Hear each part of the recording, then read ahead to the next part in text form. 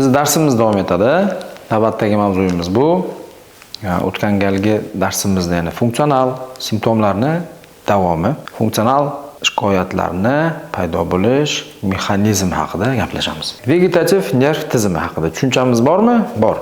Vegetativ nerv tizimi, men aytib o'tdim, bizning ichki organlarimiz va bizning organizmimizdagi barcha ichki sekretsiya bezlarimizni, ya'ni gormon ishlab chiqaruvchi a'zo bu bezlar. Ish faoliyatini vegetativ nerv tizimi boshqaradi. Avval normasi haqida gaplashamiz. Vegetativ nerv tizimi qachon ishlaydi? Ikkita sababdan ishlaydi. Ya'ni birinchisi, vegetativ nerv tizimi ishlashi uchun bizga emotsiya kerak. Ya'ni biz uchun kerak bo'lgani bu emotsiya. Bir narsani eshitdik, xursand bo'ldik. Yuragimiz o'ynab ketadi. Qaysidir insonni ko'rib qoldik.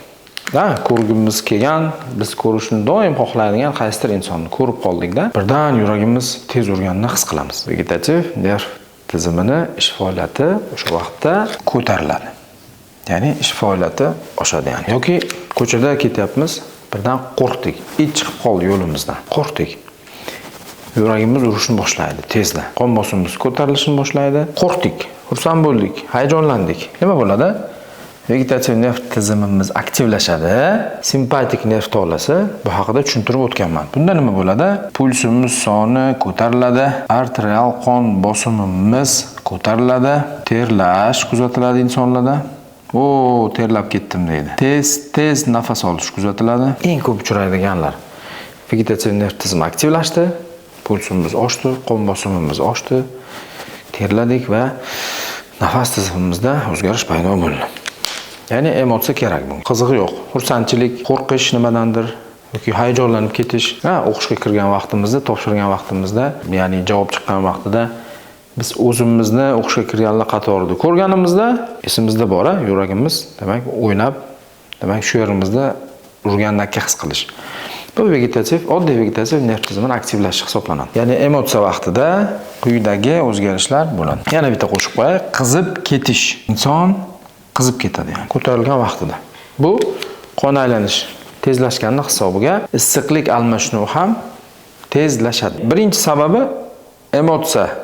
Inson emotsiyani his qilsa, vegetativ nerv tizimi aktivlashadi. Ikkinchi sababi fizik yuklama. Fizический нагрузка deb aytamiz. Ko'p qavatli binoga agar zinasidan chiqadigan bo'lsam, tez yurib chiqadigan bo'lsam, xohlasam sekin yurib chiqadigan bo'lsam, aynan fizik yuklama orqali vegetativ nerv tizimi aktivlashadi. Bu nimaga bog'liq? Bu mana mushaklarimdagi va qon tomirimdagi retseptorlarga bog'liq. Emotsiyada esa nerv sistemadagi emotsiyamizni tahlil qiladigan markaz bor. Amigdala deb aytiladi nomini. Amigdalaga bog'liq vegetativni aktivlash. Fizik yuklamada esa yugurganda, futbol o'ynaganda, nimandir ko'targan vaqtida, kimdandir qochgan vaqtida yoki tez harakat qilgan vaqtida, yuqori qavatlarga zinadan chiqqan vaqtida va hokazo. Yo zalga borib sport bilan shug'ullangan vaqtda fizik nagruska mushaklardagi retseptorlar va qon tomiridagi retseptorlar buni sezib, vegetativ nerv tizimini aktivlashtiradi. Demak, insonda normada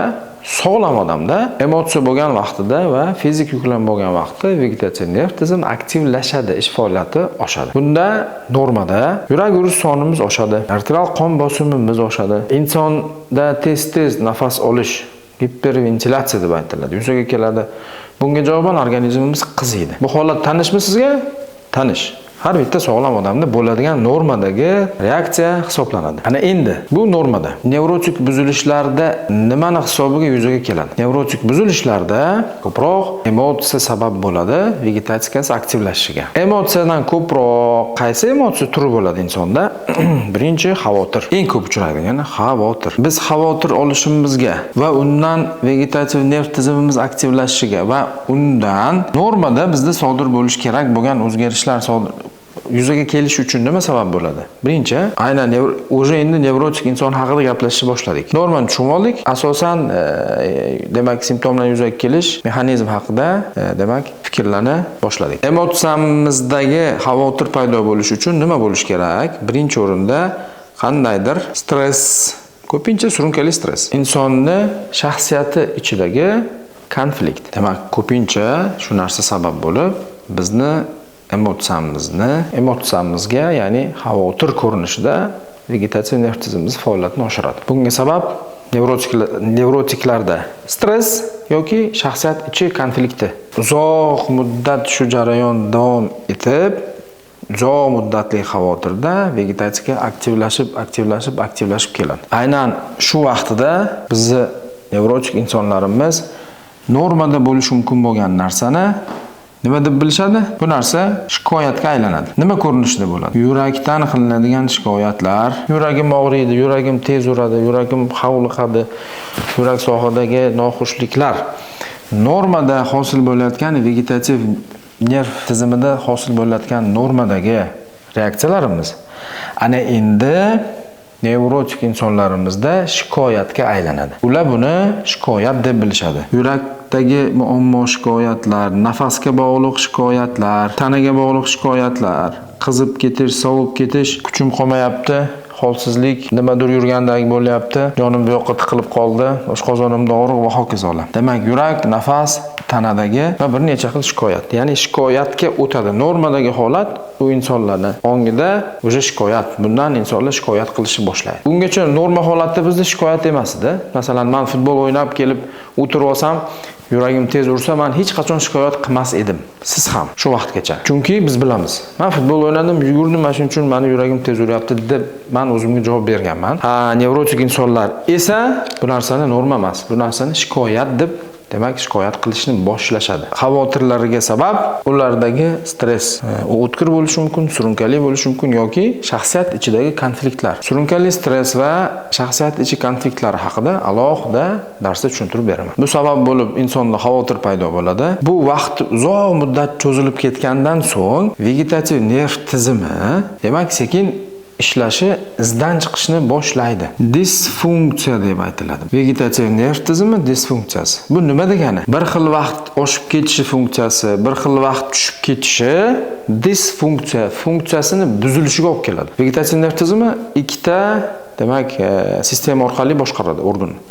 Ish faoliyatini oshiradi simpatik nerv toli, gaz. Ish faoliyatini, organlarning ish faoliyatini kamaytiradi, bu parasimpatik toli, ya'ni tormoz. Ana endi oldin biz gazni bosardik, mashina yurardi, tormozni bosardik, to'xtardi. Ana endi vegetativ nerv tizimini disfunksiyasi deganda nimani tushunishinglar kerak. Buni osonroq bo'lish uchun bu misolni aytyapman. Gaz bilan tormozni teng bosilib qoladi. Ya'ni vegetatsiya muvozanatda ishlamay qoladi. Bir ko'tarilib ketadi, bir tushib ketadi. Bir tushib ketib qoladi, bir ko'tarilib ketib qoladi. Nima uchun? Bu tizim toliqqani uchun. Toliqishiga sabab nima bo'lgan? Bizni doimiy xavotirimiz yoki qo'rquvimiz bo'lgan. Bunga sabab nima bo'lgan? Nevrotik insonlarda doimiy nimadir stressi bo'lgan insonlarda yoki shaxsiyat ichida konflikti bo'lgan oylar, kimdadir yillar doimiy vegetativ nerv tizimiga biz bosim beraverganimizdan so'ng vegetativ nerv tizimimiz bizga javob beradiki, baraka topkur, men charchadim, toliqib ketdim men degani bu disfunksiya. Tormoz va gaz tengdaniga bosilib qoladi. O'sha vaqtda bularda vegetativ reaksiyalar kuzatiladi. Va bundan bu insonlar qo'rqadi. Buni shikoyat simptom deb biladi u inson. Va bu shikoyatdan keyin insonda qo'rquv paydo bo'ladi. Bu qo'rquv asosan 3 yo'nalishda bo'ladi. Birinchisi o'lim qo'rquvi. Eng ko'p uchraydigan qo'rquvlar vegetatsiyani sezgandan so'ng inson kallasiga birinchi keladigan narsa o'lim qo'rquvi. Ayniqsa panik atakada. Birinchisi o'lim qo'rquvi, ikkinchisi muvozanatini yo'qotib yiqilib tushish. Inson yiqilib tushaman deb o'ylaydi. Muvozanatni yo'qotish. Uchinchisi aqldan ozib qolaman deb qo'rqadi. E'tibor bering. Shikoyatlarni his qilgan vaqtida inson vegetativ nerv tizimini aktivlashganini his qilgan vaqtida insonning miyasiga qo'rquv keladi. Qo'rquvlar quyidagi 3 guruh bo'ladi. Kimdadir o'lim, kimdadir muvozanatini yo'qotib yiqilib tushaman deb o'ylaydi, kimdir men aqldan ozyapman deb o'ylaydi. Mana shu narsa yana bizni emotsiyamizga ta'sir qiladi. Ya'ni bu yoqqa yana emotsiyaga ta'sir qiladi. O'zi bitta ta'sir bor edi bizda. Bitta muammoyimiz bor edi. Bitta surunkali stressimiz bor edi. Bitta ichki konfliktimiz bor edi. Ana endi unga vegetatsiyani aktiv, ya'ni disfunksiyasini hisobiga, ish tizimini ishdan chiqishini hisobiga, ya'ni tarozini pallasi buzilib qoldi. Tormoz, gaz teng bosiladigan bo'lib qoldi. Natijada vegetativniy reaksiya kuzatiladi. Vegetativ reaksiyani biz shikoyat deb qabul qilishni boshlaymiz va bu shikoyat qo'rquv chaqiradi. Quyidagi ko'rinishlarda. Va bu yana bizning emotsiya markamizga ta'sir qiladi. Ana endi bizda xavotir bor edi oldin. Ana endi qo'rquv qo'shilib qoldi. Qo'pol qilib aytganda, biz bitta muammomiz bor edi. Endi ikkinchi muammoni paydo qilib oldik. Shu jarayon juda ham muhim. Shu joyini yaxshilab tushunib olishinglarni va qog'oz olib yozib olishinglarni xohlardim. Aynan ko'p nevrotik buzilishlar, nevrozga beradigan savollarga javob shu yerdan chiqadi. Ya'ni bizning bitta muammomiz bor edi. Xavotir hosil qilardi u bizda. Va vegetativ nerv tizimimiz charchadi undan. Charchadida bor dedi, men xohlagancha ishlayman dedi. Va xohlagancha ishlashni boshlaganda biz buni shikoyat deb qabul qildik. Bu insonlarga hech qachon oson tutib bo'lmaydi. Rostdan ham buni shikoyat deb biladi. Hech qanaqa sababsiz vegetativ nerv tizimi o'zidan o'zi aktivlashib ketib qoladi. Aytadi: "Men gaplashib o'tirdim, asabiylashmagandim o'sha kuni. O'sha kuni hayajonlanmagandim. Meni asabiylashga sababim yo'q edi o'sha vaqtda. Bitta o'rtog'im bilan yoki onam bilan, otam bilan yoki qaysidir inson bilan gaplashib o'tirgandim. Birdaniga menda boshlanib qoldi" deydi ular ko'proq. Shu oyog'imdan keldi deydi. Yo, nafasim tiqildi deydi.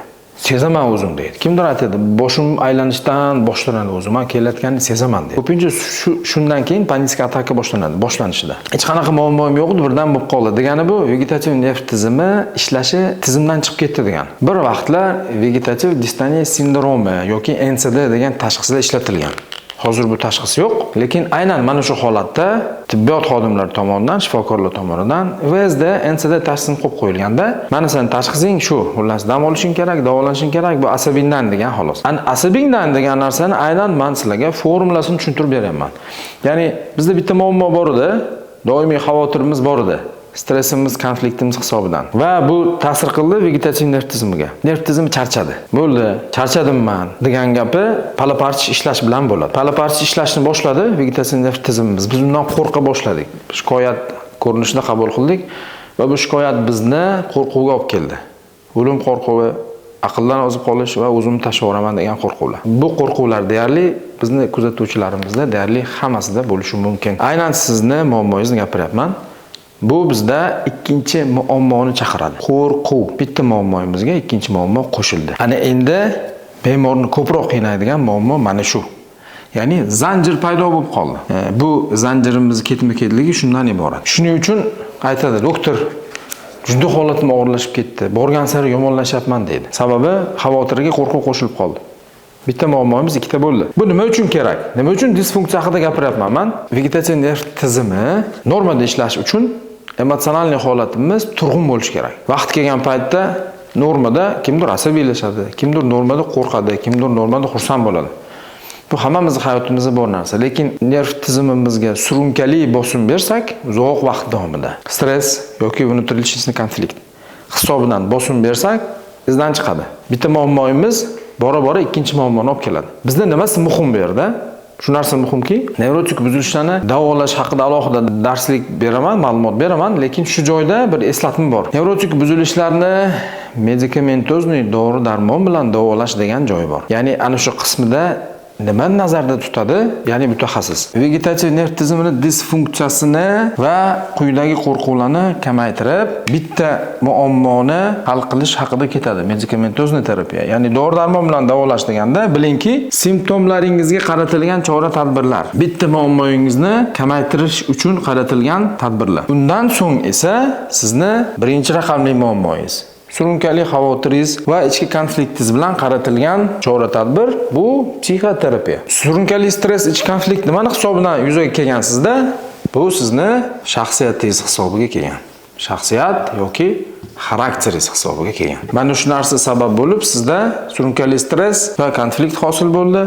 Undan xavotir uzoq muddat vegetativ nerv tizimini charchatdi va bu aktivlashishga olib keldi. Buni shikoyat deb qabul qildik. Ikkilamchi qo'rquv paydo bo'ldi bizning sog'lig'imizdan va bu ikkinchi muammo, qo'rquv olib keldi. Ana shuning uchun davolash vaqtida agar nevrotik buzilishga ega bo'lgan insonni quyidagi simptom hayot sifatini keskin tushirib yuborgan bo'lsa, biz o'sha vaqtda dori, darmon bilan insonni bu muammosini hal qilib turamiz. Ya'ni simptomni kamaytirib turamiz. Aynan disfunksiyaga ta'sir qiladigan bu trankvilizator, anksiolitik deb aytamiz. Quyidagi guruh dorilari juda ham yaxshi ta'sir qiladi. Vegetatsiya disfunksiyasini normallashtirib turadi. Shikoyatlardan qo'rqib paydo bo'lgan ikkilamchi bizning muammoyimizni esa antidepressant yoki neuroleptik guruhini tanlab beriladi. Preparat nomini aytmayapman, sababi guruhini aytayapman xolos, tushunib olishinglar uchun. Dori-darmon bilan korreksiya qilish. Nima uchun beriladi bu?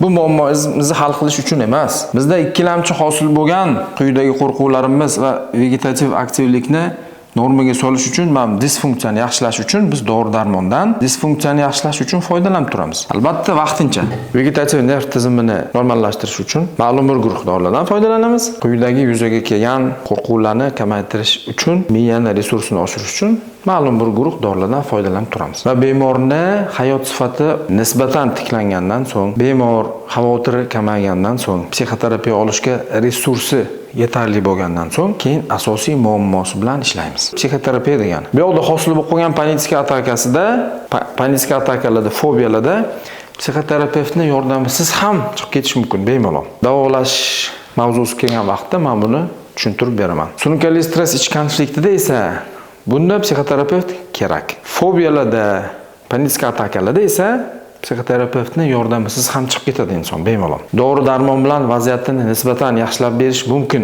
Shuning uchun men ko'p savol berishadi. Faqat psixoterapiya bilan davolanadimi nevrozni? Savol berishadi. Ana shu savolga javob shu yerdan chiqadi. Ma'lum bir muammoni hal qilish uchun foydalanib turamiz dori-darmondan. Asosiy muammoni esa psixoterapiya yo'li bilan hal qilishimiz mumkin. Bugungi darsimizdan asosiy xulosa shu. Aynan bizdagi shikoyatlarni yuzaga kelishiga asosiy sabab shaxsiyatimizdagi muammolarni surunkali stress va konflikt hosil qilishi. Bu esa uzoq muddat bizni asab tizimimizni, vegetativ nerv tizimini aniqroq charchatishi, charchagandan so'ng bu ish faoliyatini izdan chiqarishi, ish faoliyatini izdan chiqishi bizga shikoyat qabul qilamiz buni. Shikoyatlarimiz ikkilamchi muammolarimiz, qo'rquvlarimizni keltirib chiqaradi. Bu emotsiya ko'rinishida bo'ladi. Va bu yana vegetatsiyani aktivlashishiga olib keladi. Bitta muammoyimiz ikkita bo'ldi. Agar bemorni resursi yetmasa, biz shu yerga dori-darmon bilan bemorga yordam berib turamiz vaqtinchalik. Aynan nerv tizimining faoliyatini dori bilan bo'lsa ham, demak, nisbatan bo'lsa ham disfunksiyasini normal funksiyaga o'tkazish uchun foydalanib turamiz. Keyinchalik doimiy xavotiri kamaygandan keyin o'zi vegetatsiyada aktivlashish kamayishi boshlaydi. Natijada shikoyatlar kamayish boshlagan vaqtida odamdagi ikkilamchi yuzaga kelgan muammosi, qo'rquvlari o'zi kamayish boshlaydi. Resursi yetgan odamga, demak, shart bo'lmaydi dori-darmon.